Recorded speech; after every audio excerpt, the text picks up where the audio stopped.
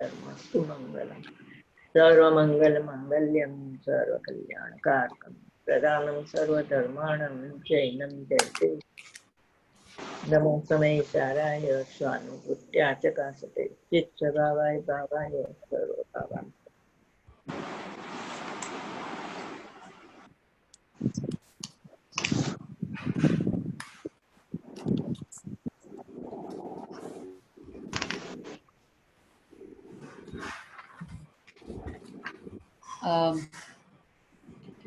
આપણે પેજ 226 પર હતા ને?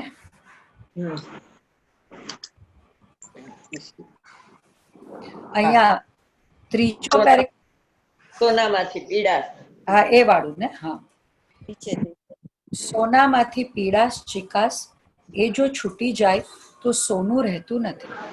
એ ગુણની વાત હવે કરે છે. એ પર્યાયને આત્મામાંથી ઉથાપી અને આત્મામાં ગુણોને સ્થાપે છે, પરંતુ ગુણભેદ તો ઉથાપવા યોગ્ય છે. ઊંચા પ્રકારની વાત આવતી જાય છે.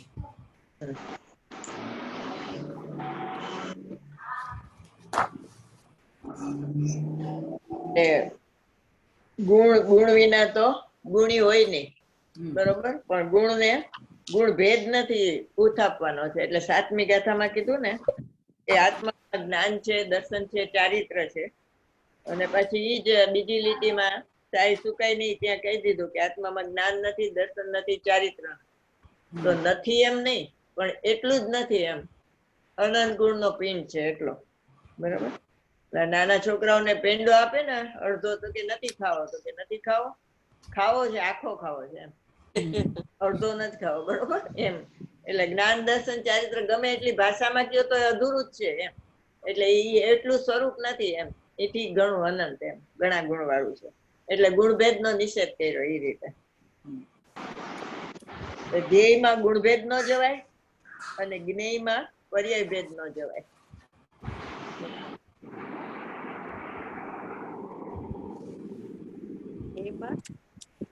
ધ્યેયમાં ગુણભેદ ન જવાય, એટલે ધ્યેય ને અભેદ જોતા ગુણભેદ ન દેખાય એમ, અભેદ ને જોતા ભેદ ન દેખાય. અને જ્ઞેયમાં દ્રવ્ય ને અભેદ જોતા પર્યાય ભેદ ન દેખાય, અભેદ ને જોતા ભેદ દેખાતો. ધ્યેયમાં ગુણભેદ ન જવાય.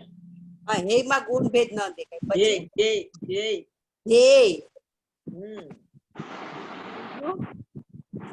ધ્યેય એટલે પર્યાય થી રહિત અનંત ગુણ નો પિંડ છે ને, એમાં ગુણભેદ નહીં જોવાના. અને જ્ઞેય એટલે દ્રવ્ય ગુણ પર્યાય નું અભેદ પરિણમન થાય, એમાં પર્યાય ભેદ નહીં જોવાનો. આ કોઈકના ડિવાઇસ થી બહુ ડિસ્ટર્બન્સ આવે છે. માસી માં જ આવે છે ને? હા મમ્મી, તમારું બંધ કરો ને. દ્રવ્ય ગુણના પરિણામનું, દ્રવ્ય ગુણ પર્યાય નું અભેદ પરિણમન હોય ને એને જ્ઞેય કહેવાય, અને એમાં પર્યાય ભેદ નહીં જોવાનો.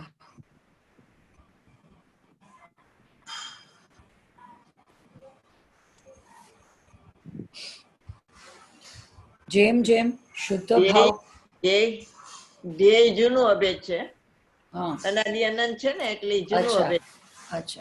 અને ધ્યેય પૂર્વક જ્ઞેય થાય એ નવું અભેદ છે. શુદ્ધોપયોગ થાય ને એ નવું અભેદ છે. બેની ફરીથી કયો તો. ધ્યેય છે એ અનાદિ અનંત જૂનું અભેદ છે. પર્યાય થી રહિત ધ્યેય છે ને એ તો છે જ એમ, પણ પર્યાય થી સહિત થાય છે ને એ નવું અભેદ છે શુદ્ધોપયોગમાં. એને ધ્યેય પૂર્વક જ્ઞેય કહેવાય.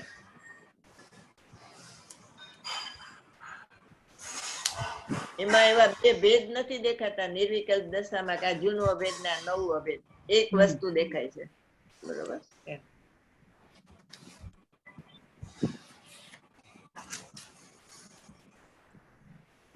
પર્યાયથી સહિત નવું અભેદ દેખાય એને શું કે? પર્યાયથી ત્રિકાળી ધ્રુવ ભગવાન આત્મા જૂનું અભેદ છે ને એને જોતા નવું અભેદ થાય છે, એને શુદ્ધોપયોગ કહેવાય. એટલે એને ધ્યેય પૂર્વક જ્ઞેય કીધું. તો એમાં જૂનું અભેદ અને નવું અભેદ એવા બે ભેદ ન દેખાય, એક જ વસ્તુ દેખાય છે એમ. ત્યાં કઈ બે આત્મા નથી એવા, એક જૂનો આત્મા ને એક નવો એમ. એટલે આ ત્રણેયમાં સિદ્ધાંત ઈ લખવાનો કે અભેદ ને જોતા ભેદ દેખાતો નથી.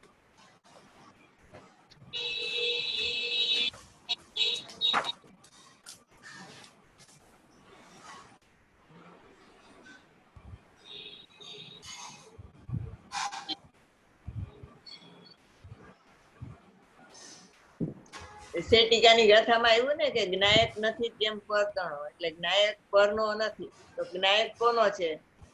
તો કે જ્ઞાયક જ્ઞાયક નો છે. તો કે એવા સ્વસ્વામી એવા બે ક્યાં જ્ઞાયક છે? તો કે એવા બે નથી, એક જ છે. એ તો સ્વસ્વામી સંબંધ શું સિદ્ધ થયું? તો કે કઈ નહીં, તો વ્યવહાર છે. ઓલો પર જ્ઞેય નો નહોતો એટલે એમ કીધું કે જ્ઞાયક જ્ઞાયક નો છે. બાકી એમાં ક્યાં બે એવા જ્ઞાયક થોડા છે? એટલે એવા બીજો કયો જ્ઞાયક છે કે આનો જ્ઞાયક છે? તો કે એવા બે જ્ઞાયક નથી. સ્વસ્વામી સંબંધ થી શું સિદ્ધ થયું? તો કે કઈ નહીં, જ્ઞાયક તો જ્ઞાયક જ છે બસ એમ.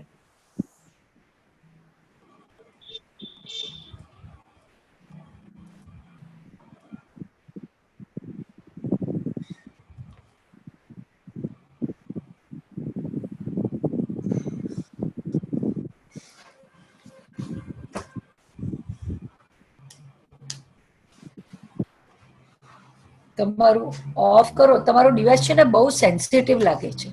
હવાનો અવાજ આવે છે તમારા ડિવાઇસમાંથી, મમ્મીના ડિવાઇસમાં. આણું બધું બંધ છે. તમારો હવા છે ને ઓલી હવા પંખાની બી હોય ને તો એનો અવાજ આવતો એવું લાગે છે. એટલે બહુ સેન્સિટિવ ડિવાઇસ લાગે. મારા જેવું સેન્સિટિવ મારું બી. જેમ જેમ શુદ્ધ ભાવ પૂરો થવા આવે છે ને, આહા, તેમ આચાર્ય ભગવાનને મસ્તી ચડી ગઈ છે. અમને જે અંત તત્વ ઉપાદેય છે તે અંત તત્વ શું છે? એમાં કઈ માલ ભરેલો છે કે ખાલી છે? ખરેખર સહજ જ્ઞાન. આ કેવળ જ્ઞાન છે તે કૃત્રિમ છે, અને જ્ઞાન ગુણ છે તે સહજ છે. તે અનાદિ અનંત અકૃત્રિમ છે. કેવળ જ્ઞાનને કૃત્રિમ કેમ કહ્યો? કે નવું ઉત્પન્ન થાય છે માટે. અને એક અપેક્ષાએ તો તે કર્મના અભાવથી ઉત્પન્ન થયેલું હોવાથી આધ્યાત્મની પરાકાષ્ઠામાં તેને પણ કર્મકૃત કહેવામાં આવે છે. એમાં અભાવની અપેક્ષા આવીને, આહા, અપેક્ષિત ભાવ મારો નથી, હું તો નિરપેક્ષ છું. કેવળ જ્ઞાન પણ મારું નથી, કેમ કે તે પર સ્વભાવો છે, તેથી તે પર દ્રવ્ય છે, તેથી તે ઉપાદેય નથી. એક સમયની પર્યાય છે, તેથી તે નાશવાન છે. તે વ્યવહાર નહીંનો વિષય છે ને, તે કઈ શુદ્ધ નહીંનો વિષય નથી. આ જો ભાઈ જેને ખરેખર નિમિત્તની પર દ્રવ્યની થોડીક થોડીક ઉપેક્ષા આવી ગઈ હશે તેને આ સમજાશે. આ છે ને અધ્યાત્મની પરાકાષ્ઠાની વાત આવે ને સ્વાધ્યાયમાં, ત્યાં બધા ઓલી નીચલી વાત કરવા માંડે કે હજી તમને શરીરથી ભેદ જ્ઞાન નથી થયું અને કેવળ જ્ઞાનથી ભેદ જ્ઞાન કરો છો એમ. પણ શાસ્ત્રમાં છે ને ઊંચામાં ઊંચો ઉપદેશ આપવામાં આવે, એટલે જેની યોગ્યતા હોય તો એ ગ્રહણ કરી લે, બાકી જેની ન યોગ્યતા હોય એના પ્રમાણે ગ્રહણ કરે એમ. એટલે ઉપદેશમાં ઉચ્ચતા હોય એકદમ. પછી એમ કે આ બધી પબ્લિક આવી છે તો આપણે આવો ઉપદેશ આપીએ એવું ન હોય. એટલે ગુરુદેવને છે ને ટકોર કરવામાં આવે. એ કે આ તમે સભા જોઈને કે પ્રવચન કેમ નથી કરતા, કે આ બધા એને કઈ ખબર ન હોય ને એને તમે આ ભગવાન. એટલે ગુરુદેવ શું કે હું તો આત્માને જોઈને વાત કરું છું, જે એના આત્માને જોશે એ ગ્રહણ કરી લેશે.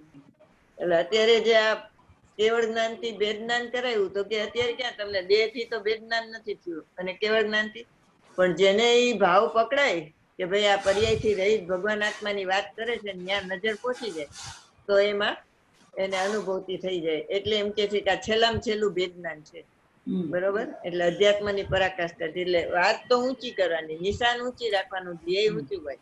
પછી ફેલ જાય એ જુદી વાત છે, પણ એને ધ્યેય નીચું ન હોવું જોઈએ એમ.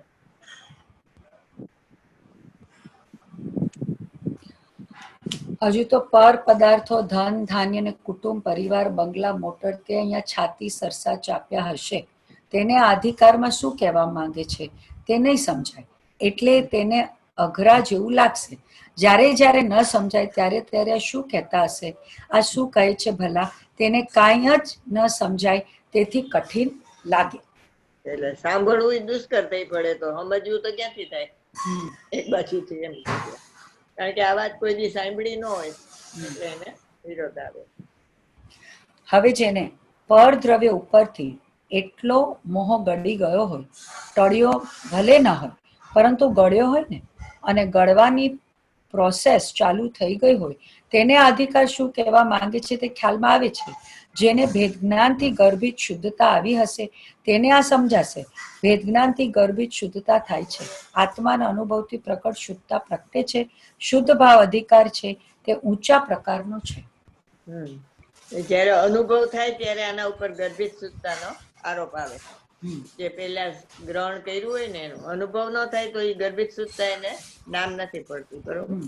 એટલે ભેદજ્ઞાનનો મોહ ગળી ગયો છે ને એને એમ કે આ પ્રોસેસ ખબર પડે. એટલે જેની કર્તા બુદ્ધિ ગળી હોય ને એને જ્ઞાતા બુદ્ધિની ખબર પડે. બરોબર. અને જ્ઞાતા બુદ્ધિની અભાવ થાય ત્યારે કર્તા બુદ્ધિ જાય એવું છે.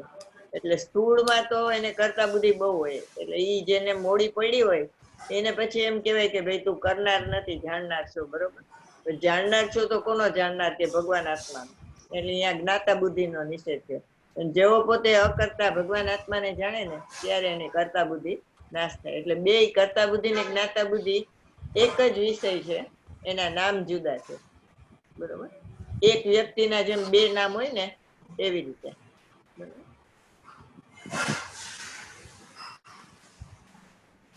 સમયસર ગુરુ ગમે સમજવા જેવું છે.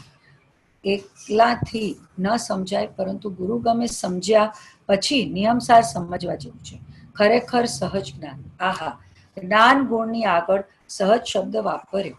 જે પર સ્વભાવો છે તે સહજ નથી, કૃત્રિમ છે. એ વાત નીચેના શ્લોકમાં આવવાની છે. એક શ્લોક સમયસારનો લેશે પોતાની વાતની પુષ્ટિ કરવા માટે અને શ્રોતાઓને શ્રદ્ધા દ્રઢ કરવા માટે બીજા આચાર્ય ભગવાનનો આધાર આપશે. ખરેખર સહજ જ્ઞાન, સહજ દર્શન, સહજ ચારિત્ર. ગુરુ ગમે સમજવા જેવું છે એમ કીધું ને, તો અહીંયા ગુરુ ગમ એટલે શું? એ ગુરુની પાસેથી કે ગુરુએ જે ભાવ પ્રકાશે એ પ્રમાણે. હા, એટલે પોતે જે ગુરુ એ કીધું ને પોતે સમજ્યો ને એને ગુરુગમ કહેવાય. અને પોતાની યોગ્યતા બે ભેગું થાય ને ત્યારે અનુભવ થાય. ગુરુગમ અને યોગ્યતા. ગુરુગમ નિમિત્તમાં જાય અને યોગ્યતા છે એ ઉપાદાન. બરોબર. ગુરુગમ ને યોગ્યતા છે એના માટે શાસ્ત્રમાં શું આવે શબ્દ? શાસ્ત્રીય શબ્દ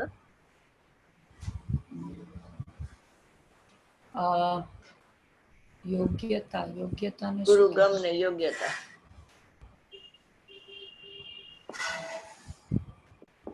સૂત્ર છે એનું. આમાં તત્વાર્થ સૂત્રમાં ઓલું અધિગમ જ ને નિસર્ગ જ. નિસર્ગાત અધિગમ જ. નિસર્ગ જ એટલે પોતાની યોગ્યતા. અને ત્યારે અધિગમ હોય જ એને. ભૂતકાળમાંથી હોય, કોઈને વર્તમાનમાં થાય. અધિગમ જય સૂત્ર ફરીથી કયો. તન નિસર્ગાત અધિગમાદ્વા. અધિગમાદ એવું છે. અંદર જોઈ લેજો તત્વા સૂત્ર. આ તન્ની સર્ગ અધિગમાદ્યા એવું છે. તત્વાર્થ સૂત્રનું કઈક ત્રીજું ચોથું જ છે. બિગનિંગમાં જ છે. ચોથું પાંચમું એવું જ કઈક છે. જિનેન્દ્ર અર્ચના હોય ને તો એમાં લખેલું છે. તન્ની શુદ્ધા, તન્ની સર્ગા અધિગમ જ. નિસર્ગ જ અને અધિગમ સમ્યક દર્શન થાય એમ. નિસર્ગ જ એટલે 12માં ગુરુ ન હોય, પોતાની મેળે થાય. કૃપાળુ દેવને અને ગુરુદેવને થયું ને એ નિસર્ગ જ હતું. પણ પૂર્વે એને દેશના મળી હોય. બરોબર. અને અધિગમમાં સામે ગુરુ હોય પણ થાય તો પોતાથી જ. નિસર્ગ જ થાય. પણ 12માં હાજરી હોય એનું લક્ષ છોડીને અંદરમાં જાય એને અધિગમ કહેવાય. વર્તમાનમાં ગુરુ હાજર હોય એને અધિગમ કહેવાય, અને ભૂતકાળમાં હોય એને અત્યારે ન હોય એને વિસર્ગત કહેવાય.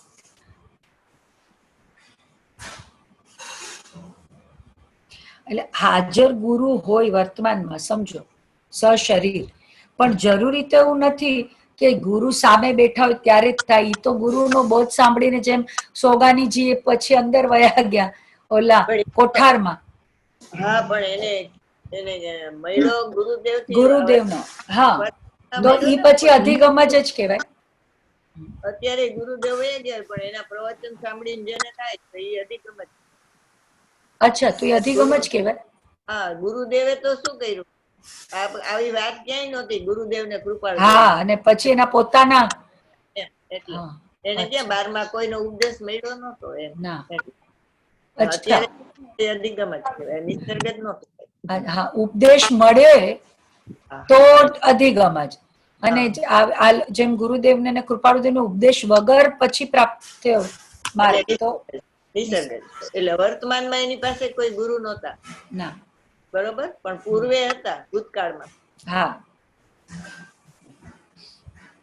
વર્તમાનમાં ગુરુ ન હોય તો નિસર્ગ. નિસર્ગ જ. વર્તમાનમાં ગુરુ હોય તો અધિગમ જ. ખરેખર આજે તો નિસર્ગ જ. હા, વર્તમાનમાં એનું લક્ષ છોડીને પોતે અંદર જાય છે ત્યારે થાય ને. પણ અને બેયમાં નિમિત્ત તો હોય જ છે, અને ભૂતકાળમાં હોય અને વર્તમાનમાં હોય. ખરેખર સહજ જ્ઞાન, સહજ દર્શન, સહજ ચારિત્ર, સહજ પરમ વિતરાગ, સુખાત્મક શુદ્ધ અંતતત્વ સ્વરૂપ ગુણ એટલે જે પ્રગટ પર્યાય કેવળ જ્ઞાનની અનંત ચતુષ્ટય પ્રગટ થયા તે પર સ્વભાવ હોવાથી પરદ્રવ્ય છે. શુદ્ધ અંતતત્વ સ્વરૂપ સ્વદ્રવ્યનો આધાર સહજ પરમ પારિણામિક ભાવ લક્ષણ. હવે જે સ્વદ્રવ્ય છે તે ગુણીને આધારે છે, કેવળ જ્ઞાન શાયિક ભાવને આધારે છે, અને મારો પરમાત્મા દ્રવ્ય છે તે પરમ પારિણામિક ભાવને આધારે રહેલો છે. ઉપશમના આધારે મારું દ્રવ્ય નથી, ક્ષયોપશમના આધારે નથી, શાયિક ભાવના આધારે મારું સ્વદ્રવ્ય નથી. આ સ્વદ્રવ્ય જેમાં સહજ જ્ઞાન, સહજ દર્શન, સહજ સુખ રહેલો છે એવા આનંદ ગુણનો આધાર દ્રવ્ય છે. એ દ્રવ્ય પારિણામિક ભાવને આધારે છે. આહા, જોશ એટલું બધું આવી જાય છે અને પછી થાક પણ લાગે છે, પણ જોશ રોકાતું નથી. પ્રતિપાદન કરવામાં એમ કે જોશ આવી જાય. આ ગાથા ચાલી ને ત્યારે ગુરુદેવે બે સ્વદ્રવ્યનો અર્થ એને ઉકેલ નહોતો આવ્યો, એટલે પછી એને પાટ ઉપર બેસતા પગે લઈ ગયા અને સિમંદર ભગવાનને પ્રાર્થના કરી કે તમે આવીને આનો અર્થ કરજો આજે. અને પ્રવચન કરતા કરતા અચાનક ખ્યાલ આવી ગયો કે આ બીજું સ્વદ્રવ્ય છે ને એ ગુણ માટે છે અને પેલું સ્વદ્રવ્ય દ્રવ્ય માટે છે. એટલે બધા ત્યાં પંડિતો બધા વિદ્વાનો જ હતા ને, એટલે બધાને પ્રશ્ન તો થતો હોય પ્રવચન કરતા હોય બધા, એટલે અને આ ઉકેલ આવ્યો ને એટલે બધા તાળીના ગડગડાટથી ગુરુદેવને વધાવી લીધા સોનગઢમાં. એ કેસેટમાં અત્યારે તાળીના અવાજે સંભળાય છે બધાને. એવું છે. ઉકેલ પોતાના અંદરથી જ આવે છે, અંદરના સિમંદર ભગવાને ઉકેલ કર્યો હોય, પણ એને પ્રાર્થના કરી કે ભાઈ અહીંયા સિમંદર ભગવાન તમે આવીને ઉકેલ કરજો.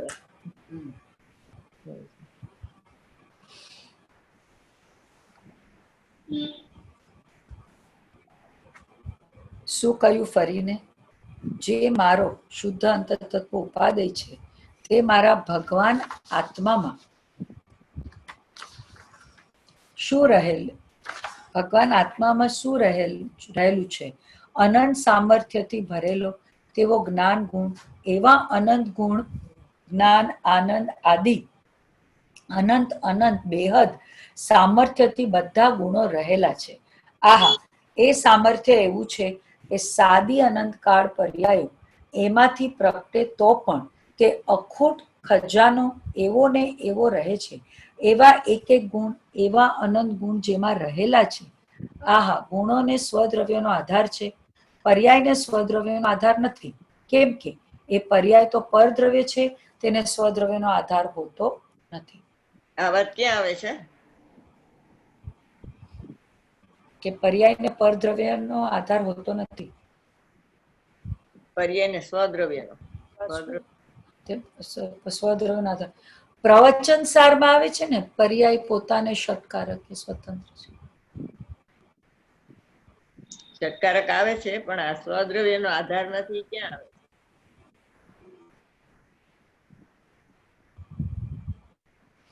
એને સ્વદ્રવ્યનો આધાર નથી. 181 કાઢો ગાથા સમયસારની.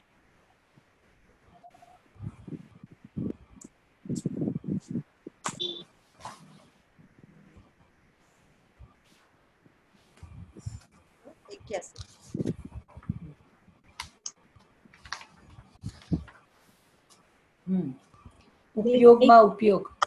ઉપયોગ આમાં વાંચો ક્યાં આવે છે સ્વદ્રવ્યનો આધાર નથી એવું ક્યાં આવે છે? ઉપયોગ ઉપયોગમાં ઉપયોગ કો ઉપયોગ નહીં ક્રોધાદિમાં છે. ક્રોધ ક્રોધ નહીં જ નિશ્ચય ક્રોધ નહીં ઉપયોગ. ઉપયોગ ઉપયોગમાં છે. ક્રોધાદિકમાં કોઈ ઉપયોગ નથી. વળી ક્રોધ ક્રોધમાં જ છે. ઉપયોગમાં નિશ્ચયથી ક્રોધ નથી. 8 પ્રકારના કર્મ તેમજ નો કર્મમાં ઉપયોગ નથી અને ઉપયોગમાં તેમજ નો કર્મ નથી. આવું અવિપરીત જ્ઞાન જ્યારે જીવને થાય છે ત્યારે તે ઉપયોગ સ્વરૂપ શુદ્ધાત્મા ઉપયોગ સિવાય અન્ય કોઈ પણ ભાવને કરતો નથી. આ છે ઈ કોઈ પણ ભાવને કરતો નથી. શબ્દ આવવો જોઈએ ને આધાર નથી એમ. અચ્છા. ખરેખર એક વસ્તુની બીજી વસ્તુ નથી, અર્થાત એક વસ્તુની બીજી વસ્તુ કાંઈ સંબંધ નથી. કારણ કે મમ્મી તમારું બંધ કરો, મ્યુટ કરો. કારણ કે બંનેના પ્રદેશો ભિન્ન હોવાથી તેમને એક સત્તાની અનુત્પત્તિ છે, અર્થાત બંનેની સત્તા જુદી જુદી છે અને એ રીતે એક વસ્તુની બીજી વસ્તુ નહીં હોવાથી એક સાથે બીજીની આધારાધેય સંબંધ પણ નથી. તો આ આધાર આવ્યો. હા, એટલે એક વસ્તુ બીજી વસ્તુની નથી એનો અર્થ શું થયો? આધારાધેય સંબંધ નથી. એક વસ્તુ બીજી વસ્તુની નથી એટલે એક વસ્તુ ને બીજી વસ્તુ એ કોને કીધું? એ કોને કીધી? કારણ કે પેલી લીટીમાં આવે પ્રદેશ ભિન્ન છે, કેમ કે બધાના એના બંનેના પ્રદેશ ભિન્ન ભિન્ન છે. હું તમને પ્રશ્ન શું પૂછું છું? એક વસ્તુ બીજી વસ્તુની નથી તો એક વસ્તુ કઈ અને બીજી વસ્તુ કઈ? અચ્છા, દ્રવ્ય ને પર્યાય. હા, દ્રવ્ય પર્યાય છે ને બે છે ને વસ્તુ. હા, એક વસ્તુ નથી, દ્રવ્ય પર્યાય સ્વરૂપ વસ્તુ છે. બરોબર? તો એક વસ્તુ બીજી વસ્તુની નથી એટલે દ્રવ્ય છે એ પર્યાય નથી, પર્યાય છે એ દ્રવ્ય નથી, એટલે બે વચ્ચે આધાર સંબંધ નથી. બેમાં પ્રદેશ ભેદ હું એટલે વિચારું છું કારણ કે આમાં લખ્યું ને કે પ્રદેશ ભેદ છે, બંનેના પ્રદેશ ભિન્ન ભિન્ન છે. હા, તો એટલે આધાર સંબંધ નો થયો ને. એટલે પર્યાયનો પ્રદેશ જુદો. હા, અને દ્રવ્યના પ્રદેશ જુદા એટલે એક વસ્તુ બીજી પણ વસ્તુ. પર્યાય ને દ્રવ્ય એક દેશ એક ઓલું એક ક્ષેત્ર અવગા ન હોય? ન હોય. આગમમાં, અધ્યાત્મમાં નહીં. પર્યાયથી રહિત દ્રવ્ય છે ને એ આત્મા છે ને. અચ્છા, ઓકે. ખરેખર આત્મા કયો છે? પર્યાયથી રહિત વેદનાન છે. બરોબર? એટલે એક વસ્તુ બીજી વસ્તુની નથી, બે વચ્ચે આધારાધી સંબંધ નથી. આધારાધી સંબંધ નથી એટલે 6 ષટકારક લઈ લેવાના. બે વચ્ચે કર્તા પણ નથી, કર્મ કર્તા કર્મ નથી, કરણ નથી, અપાદાન નથી, સંપ્રદાન નથી અને અધિકરણ નથી. 6 લઈ લેવાના. દ્રવ્ય ને પર્યાય વચ્ચે કોઈ નથી સંબંધ એવો. એટલે દ્રવ્યના ષટકારક નિષ્ક્રિય, પર્યાયના ષટકારક સક્રિય છે. દ્રવ્યમાં પર્યાય નથી ને પર્યાયમાં દ્રવ્ય નથી. બરોબર? જીવને પરિણામ ન હોય આપણે કીધું હતું ને, એ વાત છે. ખરેખર જીવ છે ને એ પર્યાયથી રહિત છે.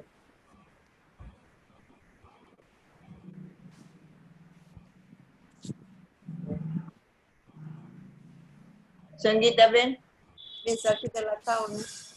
સંગીતાબેન તમને પૂછું છું કે દ્રવ્ય ને પર્યાયના પ્રદેશ એક હોય તો શું દોષ આવે? દ્રવ્ય ને પર્યાયના પ્રદેશ એક હોય તો શું દોષ આવે એમ પૂછું. કયો દોષ આવે? દોષ આવે? દ્રવ્ય ને પર્યાય કોઈ દિવસ એક થાય જ નહીં ને, એ તો બે ભિન્ન ભિન્ન છે. ઈ તો હું જે કહું છું પર્યાયનો નાશ થતા દ્રવ્યનો પણ નાશ થઈ જાય. હા, તો તમે કેમ કહો છો કે એક ક્ષેત્ર વાગ્યા છે એમ કેમ બોલ્યા ભૈરવી બેન? આ બધા ન્યાય તો આવી ગયા છે અધ્યાત્મમાં. બોલો ચાલો. એટલે છઠ્ઠી ગાથામાં છે ને કર્તા કર્મનું અનન્યપણું કીધું.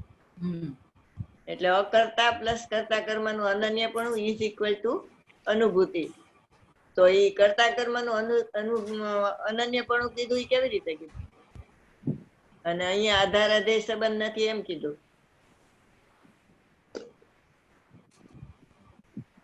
કર્તા કર્મનું અનન્યપણું તો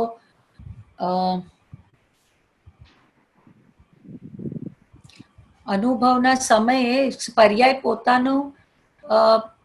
પોતાની સત્તા જેને મૂકી દીધી ને, પોતે પોતાને દ્રવ્ય રીતે જ જોવે છે, એટલે પોતે પોતાનો જ કરતા અને પોતાનો જ ભોગતા, એટલે કર્તા કર્મનું અનન્યપણું.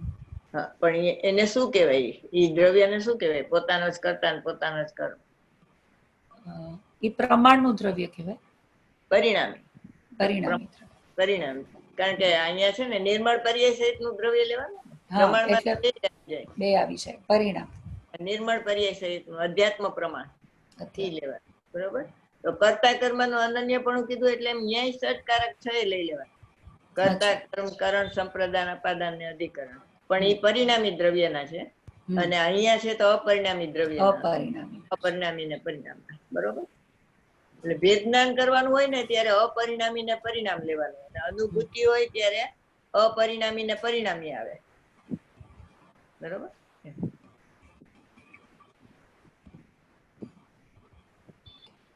પર્યાય તો પર્યાયના આધારે પર્યાય છે, પરંતુ એ ગુણોને કોનો આધાર છે? કે સ્વદ્રવ્યના આધારે ગુણો રહેલા છે. એ ગુણો પણ પારિણામિક ભાવે છે. એક એક ગુણ પારિણામિક ભાવે છે, નિત્ય છે. તે નિત્ય નિરાવરણ છે. એક એક ગુણ નિત્ય શુદ્ધ છે, ત્રિકાળ શુદ્ધ છે. એક એક ગુણ પરિપૂર્ણ છે. એવા જે ગુણો છે તે શુદ્ધ અંતતત્વ સ્વરૂપ છે. આ સ્વદ્રવ્યનો જે આધાર એટલે કે ગુણો જેના આધારે રહેલા છે એવું જે દ્રવ્ય, જુઓ હવે ગુણભેદ પણ છૂટી જાય છે. ગુણો દ્વારા સ્વદ્રવ્યને સમજાવ્યું પછી એવા અનંત ગુણનું એકરૂપ એવું જે સ્વદ્રવ્ય, તે સ્વદ્રવ્યનો આધાર કોણ છે? સ્વસંભાવ છે? ના. તો અતિન્દ્રિય જ્ઞાનનો ઉઘાડ છે? નહીં. શાયિક ભાવ છે? ના.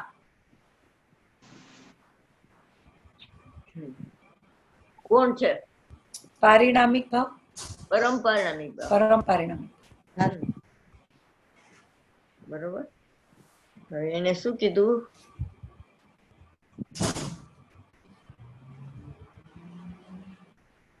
એક એક ગુણ છે ને એ પારિણામિક ભાવે છે. એનો અર્થ શું થાય? એક એક ગુણનો પોતાનો પારિણામિક ભાવ છે ને. એનો અર્થ શું થાય? એનો અર્થ થાય કે નિત્ય છે. પારિણામિક ભાવ તો પલટે નહીં ને. હા, નિત્ય તો છે, પણ એનો અર્થ બીજો થાય. કીધું તું ને તમને. કારણ પરમાત્મા. કારણ શુદ્ધ પર્યાય. કારણ શુદ્ધ પર્યાય. બરોબર? એક જ્ઞાન ગુણ પ્લસ પરમપારિણામિક ભાવ ઇઝ ઇક્વલ ટુ જ્ઞાન ગુણ ની કારણ શુદ્ધ પર્યાય, અને દ્રવ્ય પ્લસ પરમપારિણામિક ભાવ ઇઝ ઇક્વલ ટુ દ્રવ્ય ની કારણ શુદ્ધ પર્યાય. ફરીથી કયો તો. જ્ઞાન ગુણ પ્લસ પરમપારિણામિક ભાવ, એવી રીતે બધા ગુણ લઈ લેવાના. ઇઝ ઇક્વલ ટુ જ્ઞાન ગુણ ની કારણ શુદ્ધ પર્યાય. જયારે કેવળ જ્ઞાન થાય ને ત્યારે એ જ્ઞાન ગુણ ની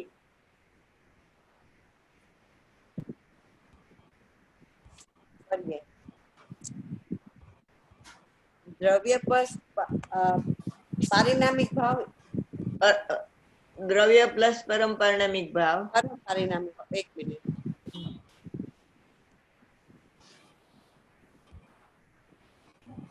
ઇઝ ઇક્વલ ટુ દ્રવ્યની કારણ શુદ્ધ પર્યાય.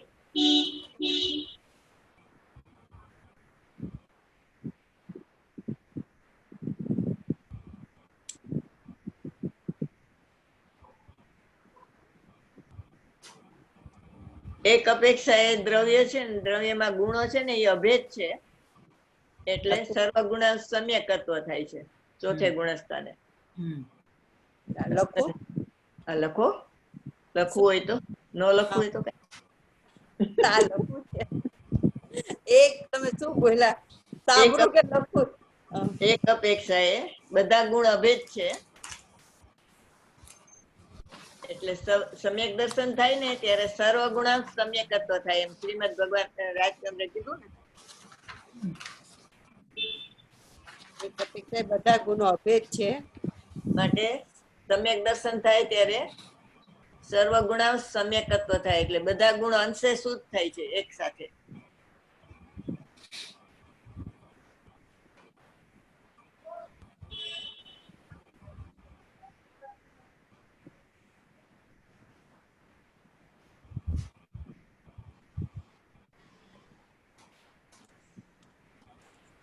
અને એક અપેક્ષા એ એક ગુણ બીજા ગુણે રૂપે ન થાય, બરોબર? એક ગુણ છે એ બીજો ગુણ ન થાય એટલે બધા જુદા જુદા છે તો પૂર્ણતા જુદા જુદા સમયે થાય છે.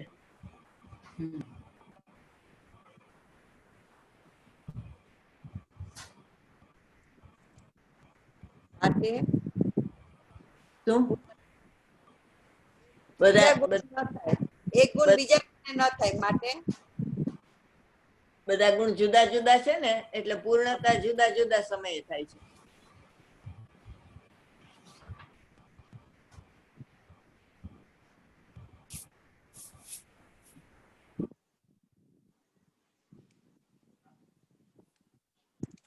ચોથે ગુણસ્થાને શ્રદ્ધા ગુણ પૂર્ણ થાય.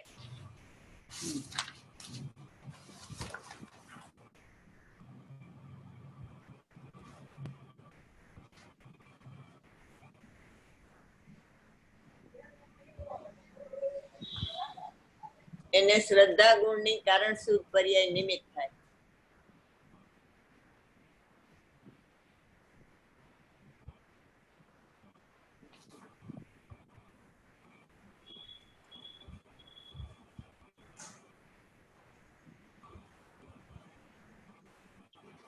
તેરમે ગુણ સ્થાને જ્ઞાન ગુણ પૂર્ણ થાય, કેવળ જ્ઞાન થાય ત્યારે. કેવળ જ્ઞાન થાય ત્યારે જ્ઞાન ગુણ પૂર્ણ થાય એને જ્ઞાન ગુણ ની કારણ શુદ્ધ પર્યાય નિમિત્ત થાય.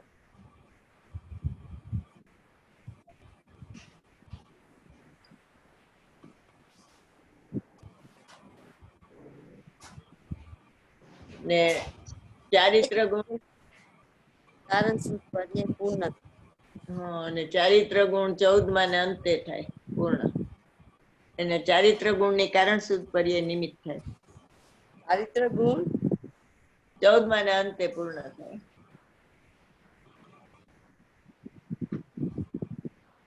એને ચારિત્ર ગુણ ની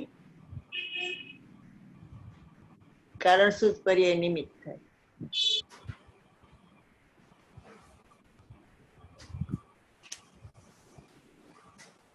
આખું દ્રવ્ય શુદ્ધ થાય એને દ્રવ્યની કારણ શુદ્ધ પર્યાય નિમિત્ત થાય.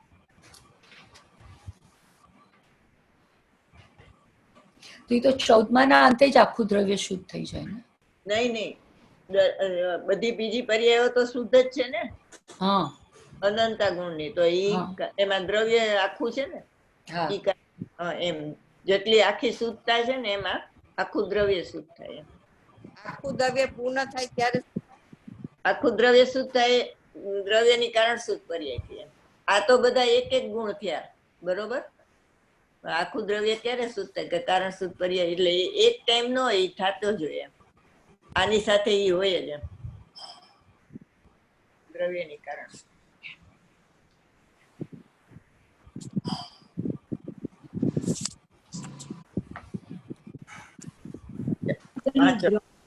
દ્રવ્ય શુદ્ધ થાય એ સમજાણું મને. દ્રવ્ય નહીં, બધા ગુણ ની પર્યાય શુદ્ધ થઈ જાય ત્યારે સિદ્ધ થાય ને. દ્રવ્ય ગુણ એટલે દ્રવ્ય શુદ્ધ છે એમ. સિદ્ધ થયા એ સિદ્ધ એટલે પર્યાય શુદ્ધ થઈને દ્રવ્ય તો શુદ્ધ જ છે અનાદિ અનંત.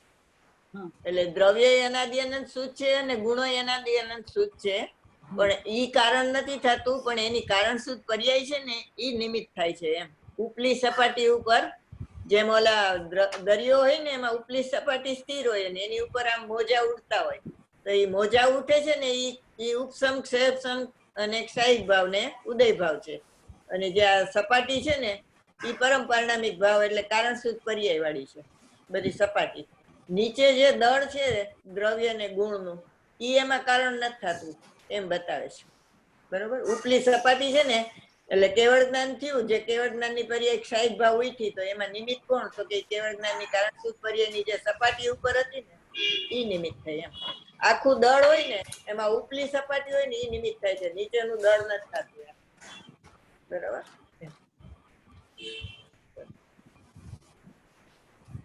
જેમ 4 પર્યાયનો આધારભૂત પર્યાય છે, ઉદય આદિ 4 ભાવ છે, તેમાં સ્વદ્રવ્યનો આધારભૂત ભાવ પરમ પારિણામિક ભાવ છે.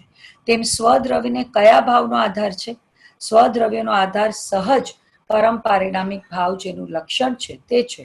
આહા, અદ્ભુતથી અદ્ભુત ચમત્કારિક વાત છે. આ છે ને ઓલું જરાક ઓલું લખાણું છે, જે 4 પર્યાયો છે ને એને આધારભૂત પર્યાય છે, એટલે અહીંયા છે ને આ ઉદયાદિ ભાવ છે એમ લખવાનું. 4 પર્યાયોનો આધારભૂત ઉદયાદિ પર્યાયો છે, અને ઉદયાદિ ઈ જેમ 4 ભાવ આધાર છે ને એમ સ્વદ્રવ્યનો આધાર પરમ પારણામિક ભાવ છે. પણ આ તો લખ્યું છે ઉદય આદિ 4 ભાવ.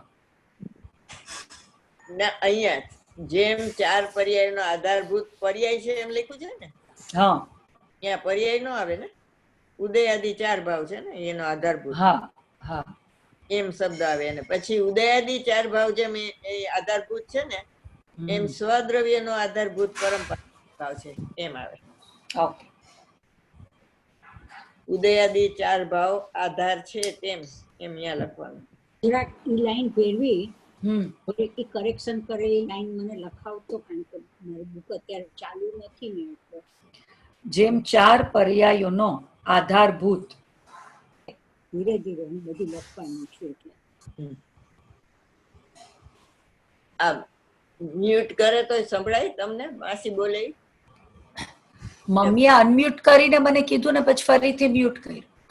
બોલવા શું કરું છું બરોબર.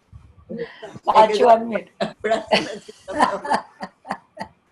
જેમ 4 તું કીધું આગળ જેમ 4 પર્યાયનો આધારભૂત ઉદયાદિ 4 ભાવ છે, પર્યાય કાઢી નાખવાનું. જેમ 4 પર્યાયોનો આધારભૂત ઉદય આદિ 4 ભાવ છે.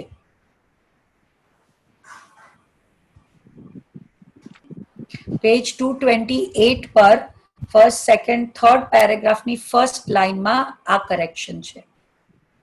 પર્યાયની જગાએ ઉદય આદિ 4 ભાવ મૂકવાનું છે. જો આ જેમ છે ને એ અહીંયા આવે, નીચે આ ઉદયાદિ આવે છે ને એની પેલા જેમ આવે, માં જેમ નો આવે. 4 પર્યાયનો આધારભૂત 4 ભાવ છે. જેમ ઉદયાદિ 4 ભાવ આધાર છે તેમ સ્વદ્રવ્યનો આધાર ભાવ પારિણામિક ભાવ છે એમ. બરોબર. જેમ શબ્દ પેલા નહીં પણ વચ્ચે આવે છે. અચ્છા.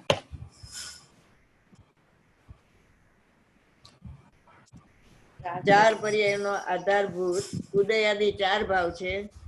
જેમ ઉદયાદિ 4 ભાવ આધાર છે તેમ આધાર શબ્દ છે નહીં, અહીંયા લગાડવાનો છે. શું? અહીંયા આધાર શબ્દ નથી. હા, એ તો કીધું મેં તમને, લગાડો. હા, લગાડો. જેમ ઉદયાદિ 4 ભાવ આધાર છે તેમ સ્વદ્રવ્યના આધારભૂત ભાવ પરમ પારણામિક ભાવ છે. બરોબર.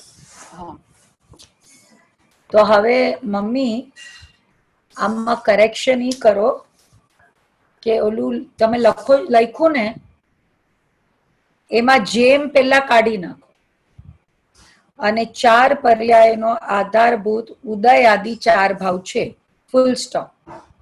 પછી જેમ ઉદય આદિ 4 ભાવ આધાર છે, જેમ ઉદય આદિ 4 ભાવ આધાર છે તેમ સ્વદ્રવ્યનો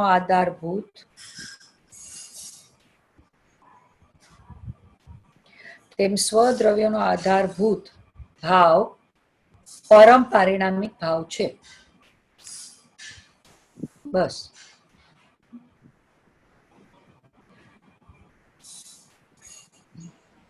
ગુરુદેવ ઘણીવાર કહ્યું છે કે અરે આવી આધ્યાત્મની વાત જેના કાન ઉપર આવે છે એ પણ મહાભાગ્યશાળી છે. એમ અનેક વાર કહે છે કે નહીં, કેમ કે આ વાત સાંભળવા પણ મળતી નથી, અને સાંભળવાનો ભાવ આવે તો વાડામાં પુરાયેલા જીવો એ વાડાને ઠેકીને બહાર કૂદી પડે તેવું વીર્ય નહીં હોવાથી તેને આ વાત સાંભળવા મળતી નથી. તે સાંભળવાની જિજ્ઞાસા જાહેર કરે છે, પરંતુ તેને સાંભળવાનો યોગ પણ થતો નથી. પ્રશ્ન: તમારી યોગ્યતા પાકે તો સમસરણ તમારી પાસે આવી જાય. યોગ્યતા ઉપર ભોજન છે એમ. એટલે ઓલા ધાણી ફૂટતી હોય ને એમાંથી બધા ઓલા ઘણા બહાર નીકળી જાય ને, ધાણી ફૂટતી હોય એમાંથી. એવી રીતે આ નિગોદના જીવ છે એ 18 વાર જન્મ મરણ કરે છે, એમાંથી કોઈ એવો બહાર નીકળી જાય તો 2 ઇન્દ્રિયની એને પર્યાય પ્રાપ્ત થાય રસની. એ મહાભાગ્ય છે ને એના કરતા કેટલું ભાગ્ય થયું કે તમે સંધિ પચેન્દ્રી થયા અને તમારે ભગવાન આત્માની વાત સાંભળવા મળી, તો તમારા ભાગ્યનો અહોભાવ છે સાંભળનારાનો. એટલે કે જે પ્રસન્ન ચિત્તથી આ વાત સાંભળે છે, તત્પ્રીતિ ચિત્ત એના આવે છે ને, એને ઈ ભાવિ નિર્વાણ ભાજનમ, એટલે ઈ ભાવિમાં નિર્વાણનું પાત્ર છે એમ. બરોબર? એટલે આવું વાત છે. એટલે ઈ જેટલો મહિમા શ્રોતાનો છે ને એનાથી વધારે મહિમા વક્તા એટલે સર્વજ્ઞ ભગવાનનો છે. એ સર્વજ્ઞ ભગવાનની આ વાત છે એ એના કાને પડી તો ઈ મહાન ભાગ્યશાળી છે એમ. તો ઈ ભગવાન કેટલા ભાગ્યશાળી ને ઈ ભગવાને પાછા કોનું ભગવાન આત્માનું ધ્યાન કર્યું, એટલે તમે કેટલા મહાન થયા એમ. બરોબર? પ્રશ્ન: સામાન્ય દ્રવ્યને પારિણામિક ભાવનો આધાર છે, તેમાં શું સમજાવવું છે? અહીં એમ સમજાવવું છે કે સામાન્ય દ્રવ્ય છે તે કોઈ ભાવના આધારે હોય, તેમાં કોઈ ને કોઈ અસાધારણ ભાવ હોય. જેમ 4 પ્રકારના પરિણામ છે તેમાં એક કેવળ જ્ઞાનની પર્યાય પ્રગટ થાય છે. તે પર્યાય શાયિક ભાવથી તન્મય છે, તેથી શાયિક ભાવને આધારે કેવળ જ્ઞાન છે. શાયિક ભાવ એ પણ અપેક્ષિત ભાવ છે. એના આધારે એટલે ભાવના આધારે ભાવવાન છે. શાયિક ભાવ તેને આધારે કેવળ જ્ઞાન છે. એ શાયિક ભાવનો કોઈ કાળે અભાવ થતો નથી, તેથી તેનો આધાર કેવળ જ્ઞાન છે, અને તેનો પણ અભાવ થતો નથી.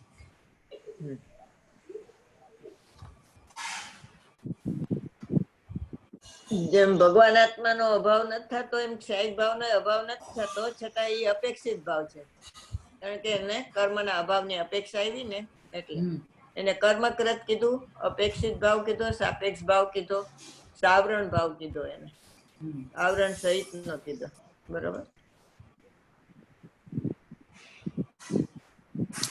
તો શાયિક ભાવ ઉત્પન્ન થયો ઈ અપેક્ષા એને નવો થયો ને, નવો નવો થયો એમ. તો પ્રથમ થી જ હતો એમ. આ થયો એમ. શાયિક ભાવના કઈક તમે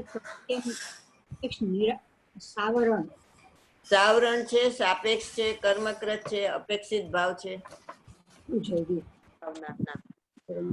શાયિક ભાવ અરે તન્મય છે. સાપેક્ષ, સાવરણ, કર્મકૃત, પછી શાયિક ભાવ સાથે તન્મય છે.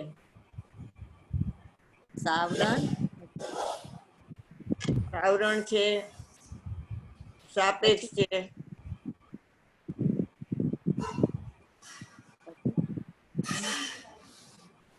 અપેક્ષિત ભાવ છે. સાપેક્ષ અને અપેક્ષિત માં શું ફરક? એને શાયિક ભાવની અપેક્ષા છે એટલે, અને કર્મના અભાવની અપેક્ષા આવે છે માટે સાપેક્ષ. શાયિક ભાવ હોય ને એની સાથે તન્મય છે ને એટલે અપેક્ષિત ભાવ કહેવાય. બરોબર? અને પરમ પારિણામિક ભાવ તો એ તો સહજ છે, એ અપેક્ષિત ભાવ નથી. બરોબર? કૃત્રિમ નથી, આ અકૃત્રિમ છે. કૃત્રિમ ભાવ કહેવાય આને. સાપેક્ષ ને શું કીધું? આ સ્થાયિક ભાવની જો સાવરણ કીધું, સાપેક્ષ કીધું, અપેક્ષિત કીધું, કૃત્રિમ કીધું, કર્મકૃત કીધું, નાશવાન ને એ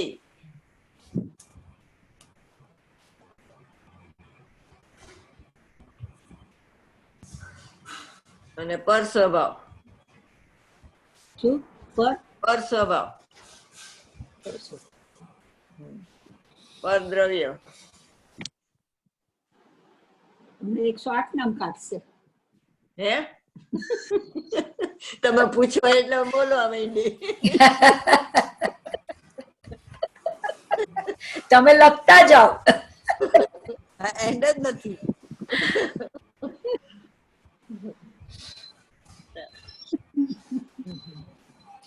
પછી એમાં તો હું તો બોલ. ચાલો. તેમાં આ જે સ્વદ્રવ્ય છે તેનો આધાર પરમ પરિણામી ભાવ છે. એ પણ આધાર આધેયના ભાવથી આધાર આધેય સમજાવે છે. ખરેખર આધાર આધેયનો ભેદ પણ નથી. એ બધું હળવે હળવે આવશે. એ પણ આવશે તો ખરું, બધી વાતો આવશે, પરંતુ પહેલા ભેદથી સમજાવે છે કે આ સ્વદ્રવ્ય છે કોના આધારે છે, કયા ભાવના આધારે છે. આધાર આધાય ભેદ પણ નથી. એ વાત ક્યાં આવી હતી સમયસરમાં? આધાર આધાય ભેદ નથી 11મી ગાથામાં. છેલ્લે કે બધું છે ને આ જ્ઞાન કે જ્ઞાન ઈ બધી હમણાં વાંચી ને 181 એમાં. એમાં તો હા આધાર આધેય તો આવ્યું, સંબંધ નથી. આધાર આધાય કેમ નથી? કે ભાઈ આકાશ ને કોનો આધાર? આકાશ ને આકાશનો જ આધાર છે. એમ ભગવાન આત્મા ને ભગવાન આત્માનો જ આધાર છે. એમ સમજી જવાય છે. તમે એક વાર કીધું ને જ્ઞાયક તો જ્ઞાયક જ છે. જ્ઞાયક તો જ્ઞાયક છે. એ તો સ્વસ્વામી સંબંધમાં કીધું. પણ આમાં 181 ગાથામાં આધાર આધેય સંબંધ નો ના પાડ્યો. આપણે એમ કહીએ ને કે આકાશના આધારે 6 દ્રવ્ય છે, તો આકાશ કોના આધારે? તો કે આકાશને આધાર આકાશનો છે. એમ બધાય 6 દ્રવ્ય એના આધારે જ છે. બરોબર? એમાં અહીંયા એમ કીધું ને કે દ્રવ્ય ને પર્યાય ને આધાર આધેય સંબંધ નથી. તો કોનો? એ બે વચ્ચે આધાર આધેય સંબંધ નથી. તો એ આધાર આધેય સંબંધ થયો તો એ વ્યવહાર થઈ ગયો, અને નથી થયો તો નિશ્ચય થઈ ગયો. બરોબર? એટલે દરેક જગ્યાએ છે ને જ્યાં નિશ્ચયથી વાત આવે ને તેને સત્યાર્થ જાણી તેનું શ્રદ્ધાન કરવું, અને જ્યાં વ્યવહારથી વાત આવે તેને અસત્યાર્થ જાણી તેનું શ્રદ્ધાન છોડવું. એવી રીતે ચારેય અનુયોગમાં બધા બોલે એવી રીતે આવે. બે પ્રકારે કથન આવે, પણ વાત જેમ મોક્ષ માર્ગ બે પ્રકારે નથી, પણ એનું નિરૂપણ બે પ્રકાર છે ને. એક હોય 3 કાળમાં પરમાર્થનો પંથ, એમ બધા બોલમાં લઈ લેવાનું. નિયમસરમાં તો ઘણા બધા બોલ આવે છે. તમને કહું, એક મિનિટ. નિયમસર લાવું? ના ના, આમાં કહું છું. એક તો જો 3 ગુપ્તિ, એમાં નિશ્ચય ગુપ્તિ ને વ્યવહાર ગુપ્તિ. પછી કાયોત્સર્ગ, એમાં નિશ્ચય ને વ્યવહાર. પછી બેન આ શું શેના બોલ તમે કહો છો? ચારે અનુયોગમાં મેં આ સૂત્ર કીધું ને તમને કે જ્યાં જ્યાં નિશ્ચયથી વાત આવે ત્યાં એને સત્યાર્થ જાણવી તેનું શ્રદ્ધાન કરવું, અને જ્યાં વ્યવહારથી વાત આવે ને તેને અસત્યાર્થ જાણીને તેનું શ્રદ્ધાન છોડવું. એમાં ટોડરમલ સાહેબે કીધું. એટલે પછી ખાણિયા તત્વ ચર્ચામાં એનો નિષેધ કર્યો કે અમે ટોડરમલને ન માની, કારણ કે એ પંડિત છે.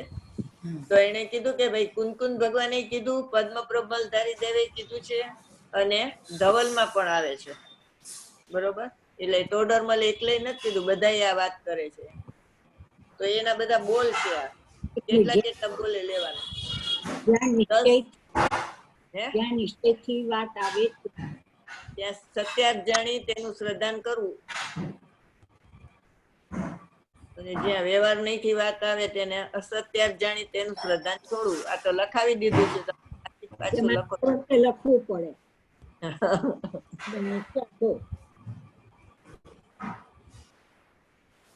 નિશ્ચય ને વ્યવહાર નું સર્વત્ર આવું લક્ષણ જાણવું.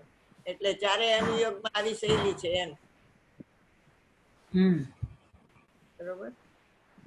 એટલે ટોડરમલ સાહેબે કીધું, પછી કુનકુન ભગવાને 11મી ગાથામાં કીધું કે વ્યવહાર સભ્યો અભૂતાર્થ અસત્યાર્થ ને જૂથો છે. પછી પદ્મપ્રભ મલધારી દેવે આ નિયમ સારમાં કીધું, અને ધવલમાં આવે છે.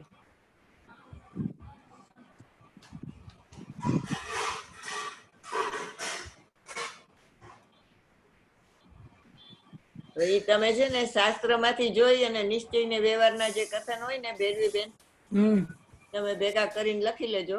અત્યારે એમને ઉપરથી કહું છું. 3 કયા શાસ્ત્રમાંથી? નિયમ સાર બધા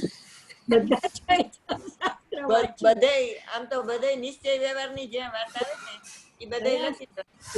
એટલે નિશ્ચયમાં તો છે ને શુદ્ધોપયોગ ને શુદ્ધ પદ્ધતિ 2 જ આવે. બાકી આ બધા વ્યવહારમાં બધું જુદું જુદું આવે. બરોબર. આ છે ને આપણા પરીક્ષણનું હોમવર્ક, દિગંબર પરીક્ષણનું હોમવર્ક. આ તમારે ભાવના આવશે ને હા એમાં ઈ બોલ આવે છે 31મી ગાથાનો. હા નિશ્ચય સ્તુતિ નો હા બોલ આવે. આ તમે લખાયું છે એમાં. હા, તો નિશ્ચય સ્તુતિ ને વ્યવહાર સ્તુતિ કોને કહેવાય? 2 આવ્યું. હા તો સ્તુતિ આવે એટલે 6 આવશ્યક આવી જાય. તો હા 6 આવશ્યક નિશ્ચય ને વ્યવહાર એમાં ઉતરવાના 6 માં. પછી 10 લક્ષણમાં આવ્યા વ્યવહાર ને નિશ્ચય. 5 મહાવ્રતમાં વ્યવહાર ને નિશ્ચય. પછી સમિતિ, ગુપ્તિ, યમ, નિયમ, સંયમ, પ્રતિક્રમણ, પ્રત્યાખ્યાન, આલોચના, કાર્યોત્સર્ગ, સામાયિક, એ બધામાં નિશ્ચય ને વ્યવહાર બધા બોલ ઉતારી લેવા. બરોબર. ગુરુદેવે સરસ અર્થ કર્યા છે ને આમાંય સરસ છે. નિયમ સારમાં બધા નિશ્ચય અર્થ બધા કર્યા છે. 5 નિશ્ચય ને વ્યવહાર. બરોબર. એટલે ગુરુદેવના પ્રવચનમાં છે કે મૂળમાં છે? પ્રવચનમાંય છે ને મૂળમાંય છે, બધાયમાં. તો પ્લીઝ અમને આ છે ને આ બધા બોલવા એક ચાર્ટ બનાવીને સરખું પ્રોપર પ્રિન્ટ કરીને મોકલજો. એટલે તો કહું છું બધું હરખું લખજો. મારા અક્ષરમાં નહીં અમને મોકલ. જો 3 ગુપ્તિ, હા કાર્યોત્સર્ગ, પછી તમે લખી લેજો, હું તો બોલું છું, આ રેકોર્ડ તો થાય છે. હા કાર્યોત્સર્ગ, પછી પ્રાયશ્ચિત, પછી 6 આવશ્યક, પંચમહાવ્રત, પંચાચાર, 5 સમિતિ, પછી પ્રતિક્રમણ, પ્રત્યાખ્યાન, આલોચના, સમતા, સામાયિક, યમ, નિયમ, સંયમ, પછી મૈત્રી, દયા, પછી 4 આરાધના. બરોબર. વાંચે છે એટલું જ. આ બધા નિયમ સારમાં આવશે? હા, બધે ગુરુદેવ તો ઘણી વખતે કહે છે ને આ નિશ્ચય સ્તુતિ વ્યવહાર સ્તુતિ હા આવી એ તો આવે છે. હા હા, પછી મંગલમાં આવે મંગલ, સર, ઉત્તમ, એમાં નિશ્ચય ને વ્યવહાર. પછી દ્રવ્ય મંગલ, ક્ષેત્ર મંગલ, કાળ મંગળ, ભાવ મંગળ, નામ મંગળ અને સ્થાપના મંગળ, એ ધવલમાં આવે છે. ત્યારે એટલે એના નિશ્ચય ને વ્યવહાર અર્થ બધાય. બરોબર. એવી રીતે મમ્મી આ લખાય નહીં, આ ખાલી સાંભળો. આ લખાય નહીં. વાંચતા હતા એમને હમણાં ક્યાંથી વાંચતા તો હું તારા લાભનું પૂછું છું ગાંડી. એ તો એના નોટ્સ થી વાંચે છે. હા, એમાંથી વાંચે છે. ઈ લખેલું છે મેં એટલે વાંચું છું. તું તો હજી તમે 80 વર્ષથી ફાલતુમાં કઈ થઈ આવું તો ખબર પડે. આમાં નથી ખબર પડતી પણ આમાં પડે. એટલે એવું છે. બરોબર. ચાલ પૂરું કરીએ. વાણી કે જ્ઞાન સે સુજે લોકાલોક, સો વાણી મસ્તક નમ સદા દેત હો. જય જિનેન્દ્ર. જય શ્રી કૃષ્ણ.